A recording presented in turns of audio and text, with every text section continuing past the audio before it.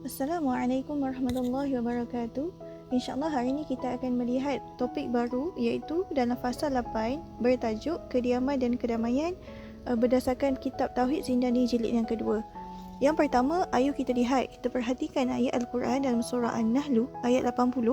A'udzubillahi minasyaitanirrajim. Bismillahirrahmanirrahim. Wallahu ja'ala lakum min buyutikum sakana, dan Allah menjadikan rumah-rumahmu sebagai tempat tinggal. Persoalannya di sini, kenapakah Allah menyebutkan rumah ini sebagai tempat tinggal? Apakah fungsi yang ada dalam rumah kepada manusia? Jadi yang pertama kita lihat, rumah ini Allah sediakan kepada manusia untuk dijadikan tempat berlindung. Apabila kita sebut sebagai tempat kediaman, maka kita mengetahui bahawa tempat kediaman ini bertujuan untuk melindungi kita daripada ribut petir, daripada haiwan berbahaya dan sebagainya.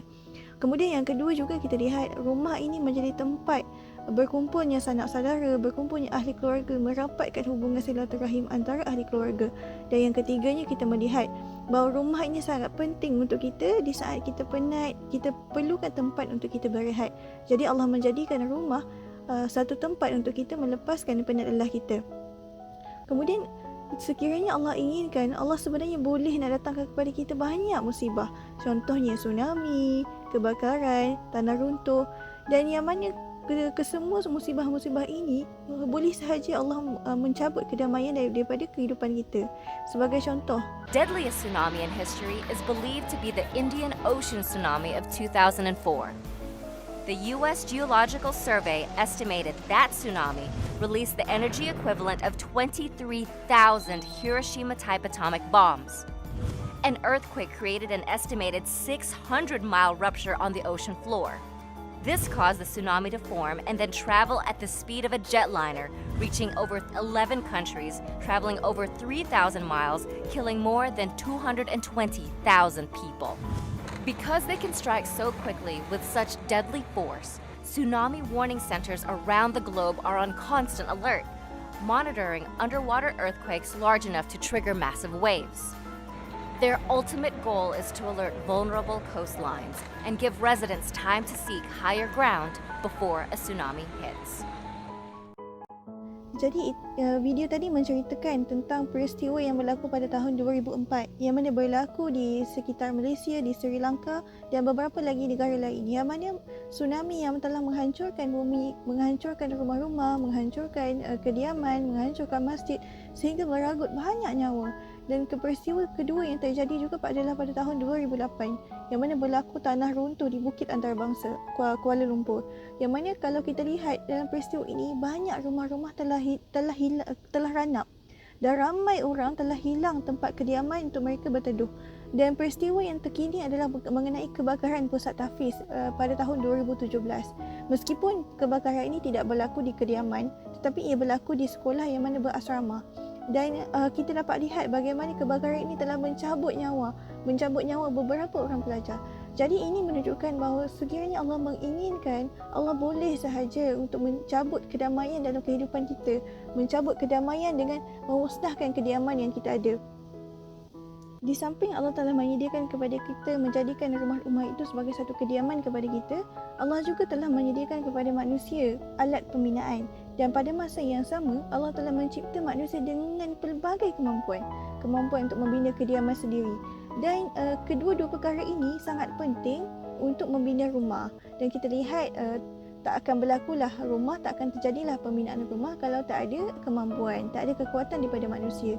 Dan tidak akan terjadi juga rumah itu sekiranya tiada alat pembinaan seperti batu bata, paku dan sebagainya.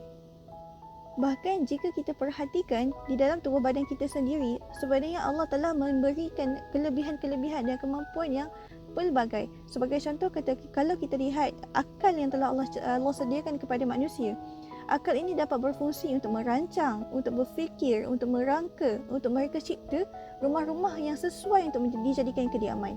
Dan yang keduanya, Allah juga telah menciptakan kepada kita pelbagai anggota badan yang sangat penting yang berfungsi untuk melihat, untuk mendengar, untuk berjalan, untuk mengumpulkan kepakaran dan juga ilmu. Jadi ini adalah antara kemampuan yang telah Allah berikan kepada manusia. Di samping Allah telah menyediakan kepada kita peluang untuk kita membina kediaman kita untuk dijadikan tempat berteduh, tempat berlindung, tempat berehat dan tempat berkumpul antara ahli keluarga. Dan maha penyayangnya Allah kepada hamba-Nya ini, Allah juga telah memudahkan kita untuk manusia ini terdapatkan segala bahan binaan untuk kita membina rumah. Dan tahu tak, bahan binaan ini semuanya tunduk kepada manusia. Tak ada satu bahan binaan yang digunakan seperti kayu, batu bata dan sebagainya yang menolak keinginan manusia untuk menggunakannya untuk membina rumah. Kita perhatikanlah ayat Al-Quran dalam surah Ghafir. A'udzubillahi minasyaitanirrajim. Allahul ladzi ja'ala lakumul arda qarara. Allah yang menjadikan bumi buat kamu untuk tempat tinggal. Jadi ayat Al-Quran ini menunjukkan bahawa Allah telah menciptakan bumi memang untuk dijadikan tempat tinggal kepada manusia. Lantas, segala apa yang ada di atas muka bumi ini seperti pokok-pokok, batu-bata dan sebagainya akan digunakan oleh manusia untuk membina tempat tinggal. Jadi ini adalah salah satu kekuasaan Allah dan kebijaksanaan Allah dalam menyediakan kediaman kepada manusia, kediaman yang mendamaikan kepada manusia. Bila rumah dah siap, apa lagi yang perlu kita perlukan? Pastilah kita perlukan perabot, kita perlukan perkakas rumah, perlukan peralatan. Kerana apa? Kerana kalau kita nak hidup lebih mudah ataupun lebih senang di dalam satu rumah, pasti kita memerlukan alat-alat ini untuk membantu kita. Jadi, tahu tak kita, Allah telah menyediakan peralatan dan perkakas rumah juga sebagai satu nikmat. Yang mana sebagai contoh, periuk digunakan untuk memasak, pinggan dan cawan digunakan untuk kita makan dan juga minum. Dan semua ini adalah salah satu daripada anugerah Allah kepada manusia yang mana menjadi satu nikmat untuk kita syukuri. Tapi, bagaimana benda ini boleh jadi satu nikmat? Bagaimana Allah menciptakan, Allah yang menjadikan perkakas itu kepada kita? Jadi, kalau kita lihat kembali, Allah lah yang telah menyediakan bahan-bahan mentah untuk mencipta perkakas yang telah saya sebutkan tadi. Sebagai contoh, kalau kita lihat, Allah telah menyediakan kapas di ladang. Allah telah menyediakan bulu-bulu yang berada di binatang seperti bulu kambing. Yang mana bahan-bahan mentah seperti ini digunakan untuk menjadikan pakaian, untuk dijadikan katil, untuk dijadikan meja. Jadi ini antara salah satu cara bagaimana Allah telah memberi peralatan kepada kita.